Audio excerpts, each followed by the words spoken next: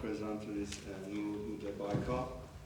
She was born in 1989 in Midyat, and she graduated from Mardin Anatolian Teacher Training High School in 2007. And she began to study English language and literature at Bilkent University. She is interested in modernism and character analysis in fiction and misfit writers, works both in Turkish and Anglophone literature. And now I would like to talk about the abstract that she will continue talking about. It's about the significant others, separate personalities in literature. What does the so-called others do to feel as a part of society they live in? Do they do social activities, attend charities, go to cinema, museums, theater, parties, bars, and clubs to make friends? No, not really. Most of the time, the really isolated and neglected people in the society, the others, adopt imaginary friends and super selves. The separate personality issue, which is called dissociative identity disorder, and its representations in literature are the main starting points of this study. Modern authors resort to the process of inventing split personalities for their characters by describing modern life's difficulties to these selves to suggest modern man's miseries and dilemmas for the reader. This paper will present the major figures with DID from different genres, such as the narrator in Chuck Palahniuk's Fight Club, Dr. Jekyll in R.R. Stevenson's The Strange Case of Dr. Jekyll and Mr. Hyde, Gollum in J.R.R. Tolkien's Lord of the Rings series, Aston in Harold Pinter's absurd play The Caretaker, and Kevin Parson in Ted Taker's Tree. Namely, the paper will explore the dissociative identity disorder by providing an inclusive overview on the leading literary figures. By displaying those figures, the paper will discuss the causes underlying this disorder. To illustrate my point, she will provide quotes from the concerned works to compare them with information from certain psychoanalytical sources. Thank you, Mert, for this introduction. I want to thank Özlem Aktüy for yesterday's presentation, for introducing the split personality issue and the other in the very self to you. I will begin my presentation by explaining why I chose such a title for my work, and then I will explain what dissociative identity disorder is, and then you will have an overview of these works, and then I will not focus on these works, and if you have read the text and have questions about them, we will discuss them in the discussion part.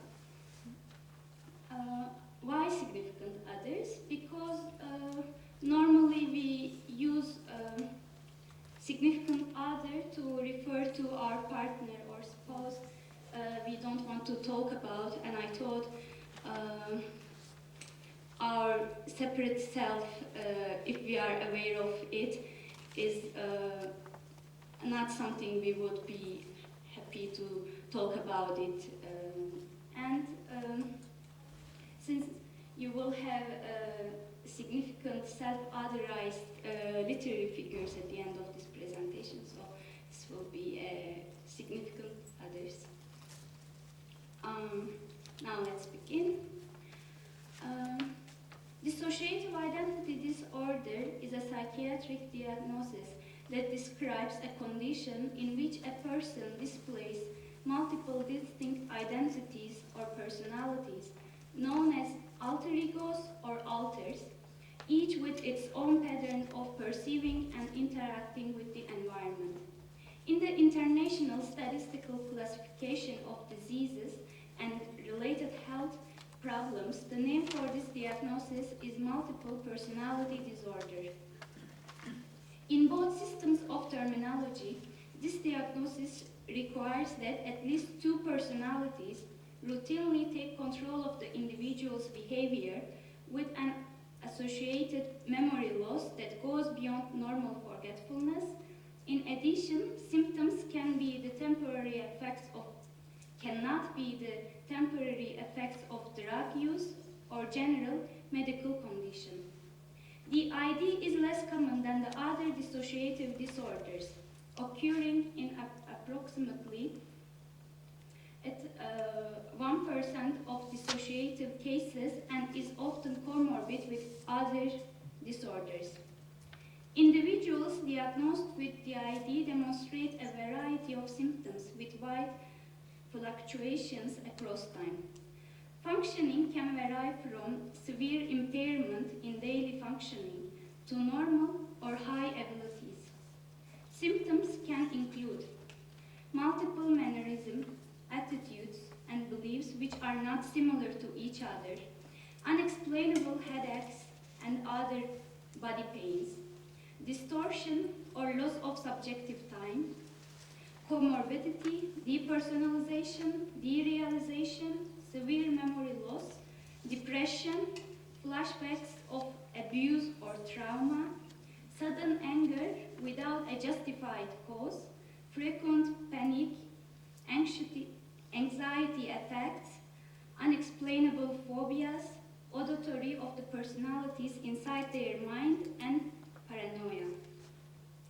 Patients may experience an extremely broad array of other symptoms that may appear to resemble epilepsy, schizophrenia, anxiety disorders, mood disorders, post-traumatic stress disorder, personality disorders, and eating disorders. This disorder is theoretically linked with the interaction of overwhelming stress, traumatic incidents, insufficient childhood nurturing, and innate ability to dissociate memories or experiences from consciousness. A high percentage of patients report child abuse. People diagnosed with DID often report that they have experienced severe physical and sexual abuse, especially during early to mid-childhood. Several psychiatric rating scales of DID sufferers suggested that DID is strongly related to childhood trauma rather than an underlying electrophysical dysfunction.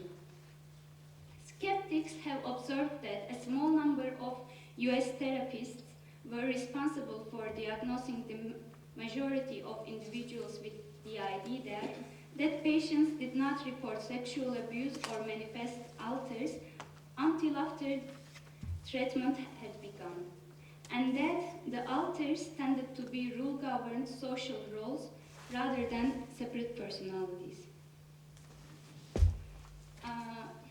Development theory. It has been theorized that severe sexual, physical, or psychological trauma in childhood predispose an individual to the development of DID. The steps in the development of a dissociative identity are theorized to be as follows. First, the child is harmed by a trusted caregiver, often a parent or guardian, and splits of the awareness and memory of the traumatic effect to survive in the relationship. The memories and feelings go into subconscious and are experienced later in the form of separate personality. The process happens repeatedly at different times so that different personalities develop, containing different memories and performing different functions that are helpful or destructive. Dissociation becomes a coping mechanism for the individual when faced with further stressful situations. Now theorists believe that there is only one self or personality. It has just been splintered by trauma. The purpose of the splintering is to protect the birth or core personality from the terrible things that happened. It is the same process that happens when any person finds an experience too painful to remember, as after a car accident or some other trauma. The amnesia is a defense mechanism to keep the person from having to think about unbearable psychological pain. So all of the alters are part of a single whole, and all of them were created out of the same person, the core. And although the birth personality does not know about them, they may know about the birth personality and about each other. But in some cases now, I will show you, you will see that the birth personality is aware of the split cells in the end. Robert Louis Stevenson's The Strange Case of Dr. Jekyll and Mr. Hyde. The work is considered to be one of the first works to handle split personality issue truly, wherein within the same person there are two distinct personalities. We know nothing about Dr. Jekyll's childhood and psychological problems, but only of the stress because of his overworking. This novel is rather related to Carl Jung's theory. Jung named the face we present to the world the public facade, and what we used to hide, we don't like about ourselves, the persona. The flip side of the persona is the shadow, which is like a three-dimensional version of our physical shadows, packed full of things we are trying to hide, sometimes even from ourselves. Hence, it can be argued that Mr. Hyde is Dr. Jekyll's darker side, and his name is significant if you notice, Mr. Hyde. J.R.R. Tolkien's Lord of the Rings. Gollum is the character with a split personality in Lord of the Rings series. Originally known as Smeagol, he was later named Gollum after his habit of making a horrible swallowing noise in his throat. What caused his two personalities is the power of the ring, which leads to empowering the darker side of the one whoever has it. During centuries, under the ring's influence, he developed dissociative identity disorder. Smeagol still vaguely remembered things like friendship and love, while Gollum was a slave to the ring, who knew only treachery and violence. In the Two Towers, Samwise Gamgee named the good personality Slinker and the bad personality Stinker. The two personalities had a love-hate relationship and often quarreled when Gollum talked to himself. He often refers to himself as we, being aware of his two personalities. Because of centuries-long loneliness, he adopted his other self as a friend with whom he could converse. And if you did not read the novel, I'm almost sure that all of you have seen the movie, and if you remember the scene where he looks at his reflection in the river and talks to himself, this is where it is visualized. Ted Decker's 3. In Ted Decker's 3, Kevin Parson has three split personalities. Firstly, he has what we would call his main personality, depending on his ID card. Secondly, he has the personality of a serial killer who has killed many people, and now Kevin thinks that Splinter, the killer, wants to kill him. Thirdly, Kevin's female friend, Samantha, is also one of his personalities who is trying to find the serial killer. It is not until the very end of the book that the reader realizes that all these three people are actually Kevin himself. In true cases of multiple personality disorder, the subjects were rarely conscious of their alternate personalities. Slater wouldn't know that he was Kevin. Kevin wouldn't know that he was Slater. Actually, they were not each other. Physically, yes, but in no other way. Quote, Slater could be living right now as Kevin slept, and Kevin wouldn't have a clue. Some things Slater did would be merely imagined.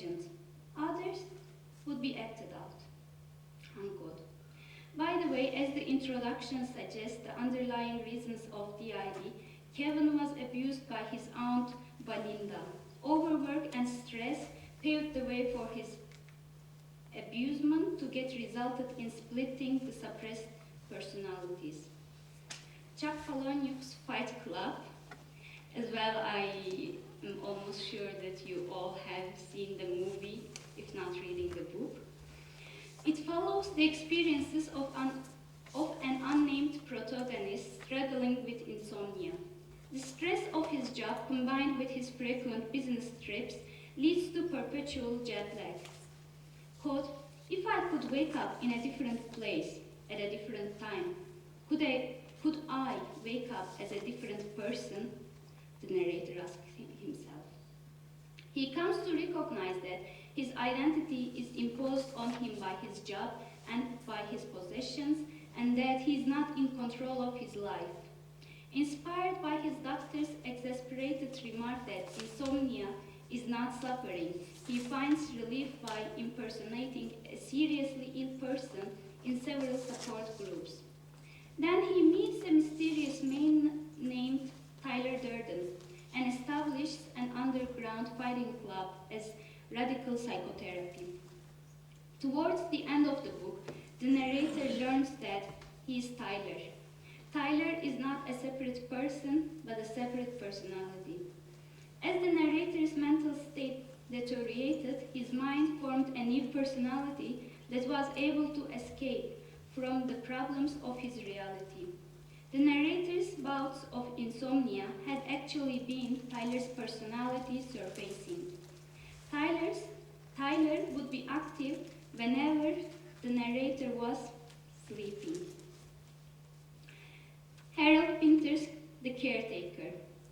So far, the given examples are the famous examples of split personalities, and they are widely acknowledged as such.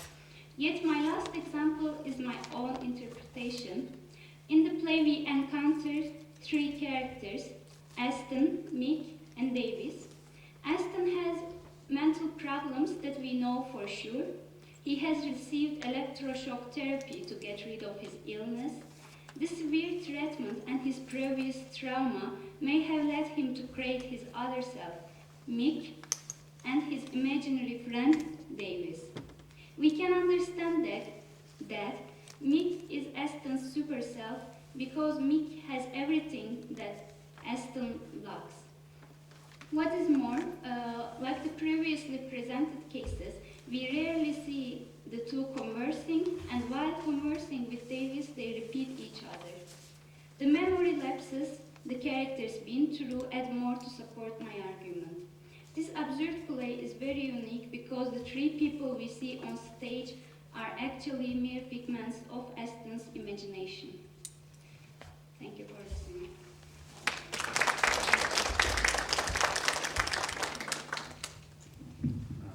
Thank you for Nurulhude. Are there any questions?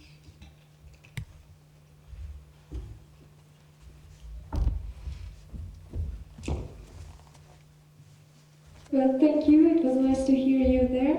In Fight Club's example, when Tyler is discovered to be the other personality within the same person, within the same biological being, is it sort of solution? What would you say about this? Is it kind of, we discovered the other and now it is solution or something?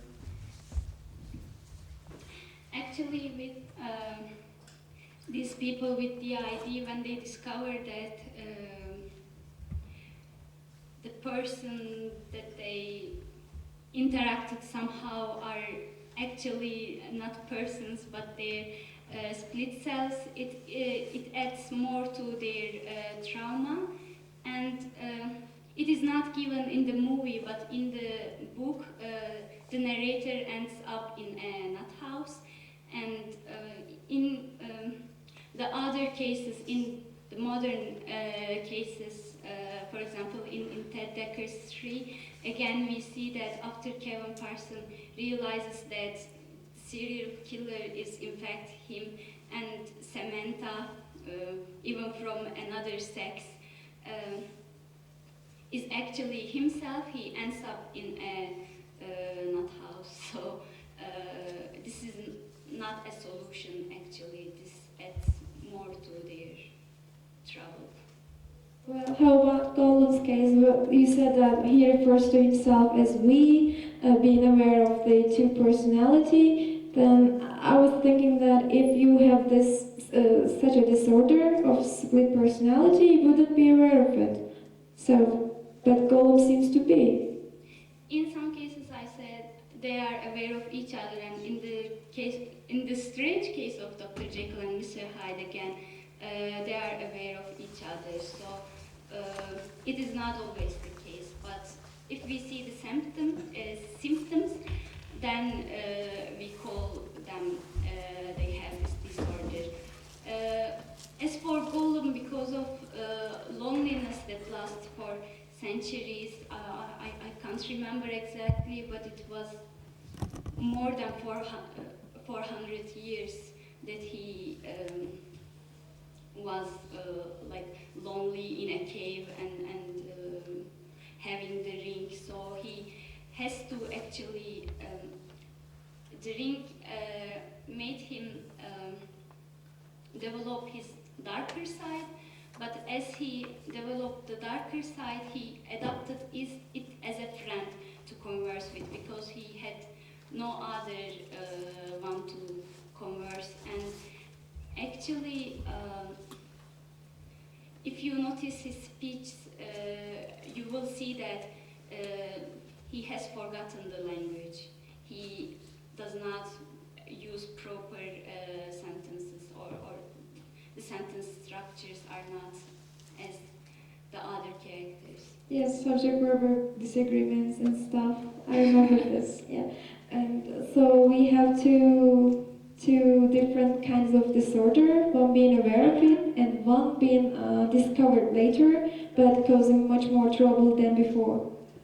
Thank you for this. When I chose these examples, I gave importance to their being like unlike each other, unlike one another. So these are not resembling to each other, if you noticed. Okay. Yep. Thank you. Any questions?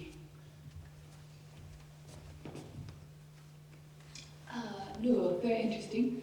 I've just realized at the end of your presentation that all of your examples are taken from works by male writers and concern male characters, except maybe Gollum, who I suppose is in between, or nothing particular.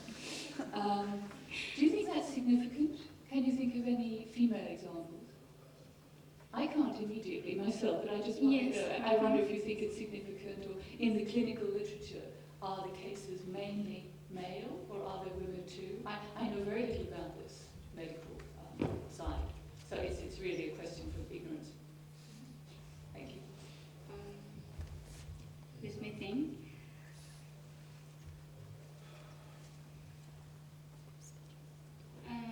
Now I am afraid I cannot name any female writer or a female sufferer of DID in literature, but I think Sinem has. you mentioned yesterday's presentation, it was on Black Swan, and we had a female Oh. character there. Yes. And also, do you know the series Heroes?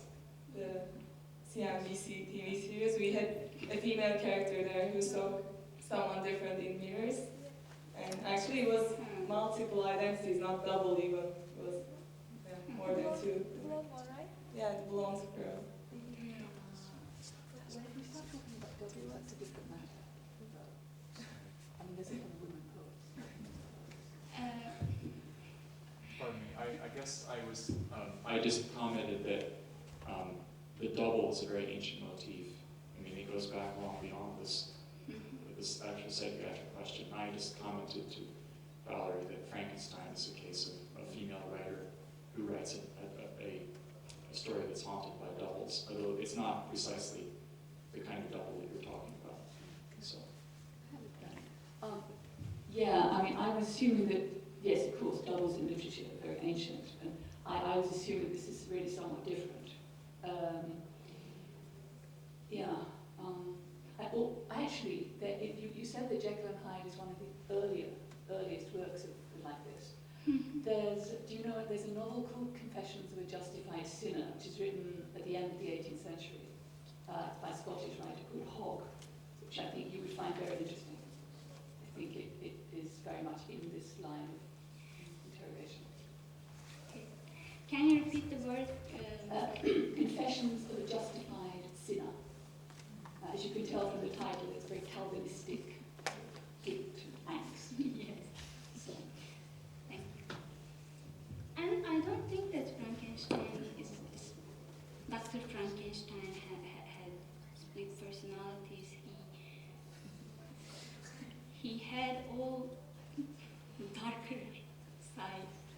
He did not have a like yin-yang thing, but he was darker side dominated person for me, at least. Are there any questions?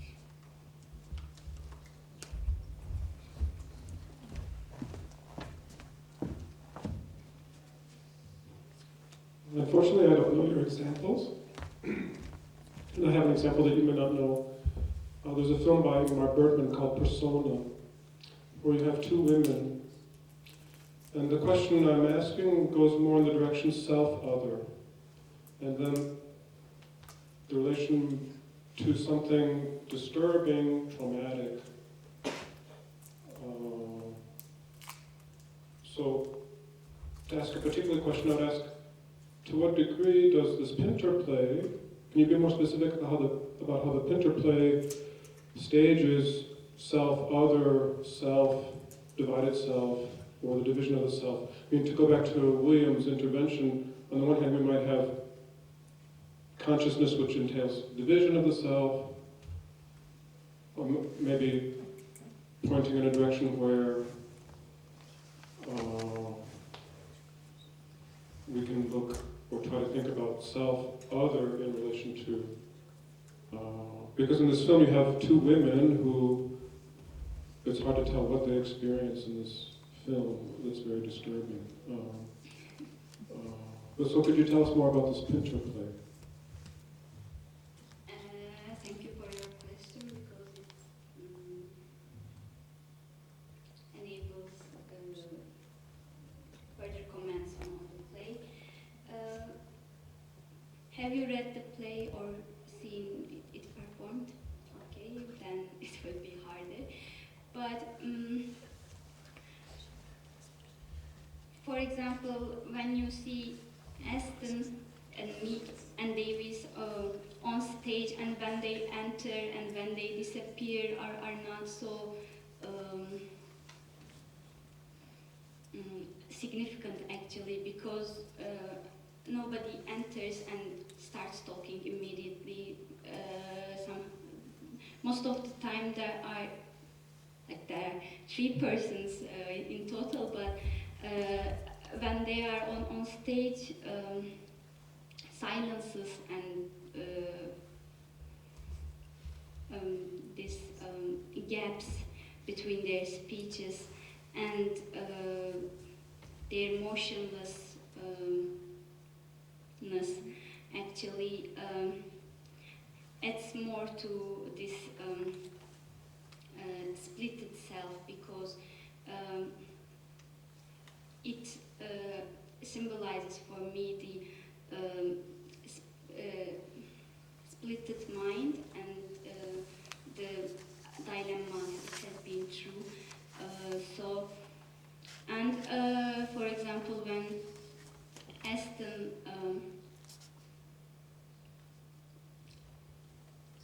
talks to Mick and looks him in the eyes, or he, when Aston talks of Mick, or when Mick talks of Aston, we see that they respect each other, but love each other we cannot say. And especially I want to say that when Aston is talking to Davis, he reveals this splitted self because he says, I don't talk to people.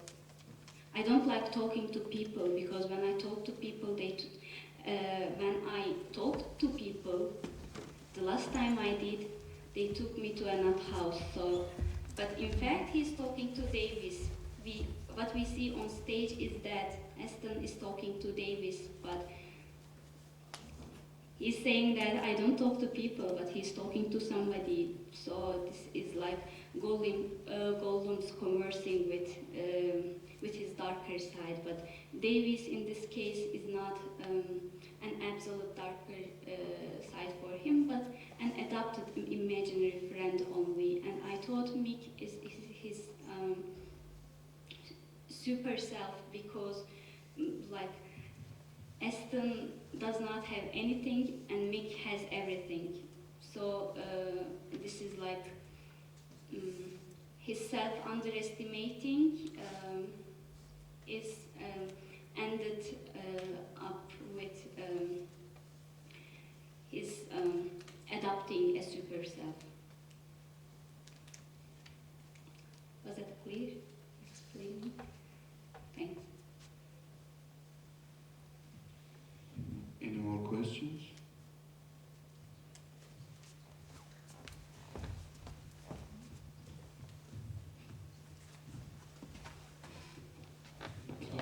Nur, I've noticed in your responses to the questions that you often bring up the distinction between lighter and darker, as if the self that has two sides is divided into a bright side and a dark side. This is Carl Jung theory. Well, it strikes me as very Manichaean. I mean, very much a binary opposition, dark and bright. And I wonder if actually perhaps that fixation on this binary distinction is what brings these split personalities into being in the first place. I mean, could it be that there's a kind of, I mean, Valerie called it Calvinistic obsession with good and evil, dark and bright, making these kinds of distinctions, and that could be perhaps the root of the problem for the people in these texts, at least in some of the texts. Do you see that as I'm asking because I hear you use this language often, and I'm wondering if this perhaps has another side to it that could be more, that you could examine in its own right, as a symptom, so to speak. Now I will, it will sound so simple, but it is like what we suppress, like ego and it, so it always consists of animalistic aspect of human. So actually this is what we call the darker side. So it is the suppressed self or the suppressed intentions and what the society will not approve and do not approve. So that is why we call them the dark side and bright side, or the hidden part and the surface, and such analogies are a result of this, these aspects. So when it's because we repress it that when it comes back, when it returns to us, it appears dark to us. The harder you push it down, the harder it hits your face, I can say. Okay, thank you. And as I said, this stress and overwork and all these traumatic things adds more to it's this hidden selves coming into being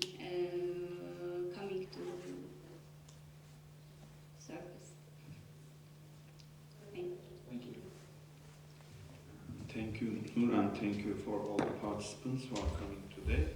And now we have a lunch break, and at 1:30 we will meet and we will have a small cocktail.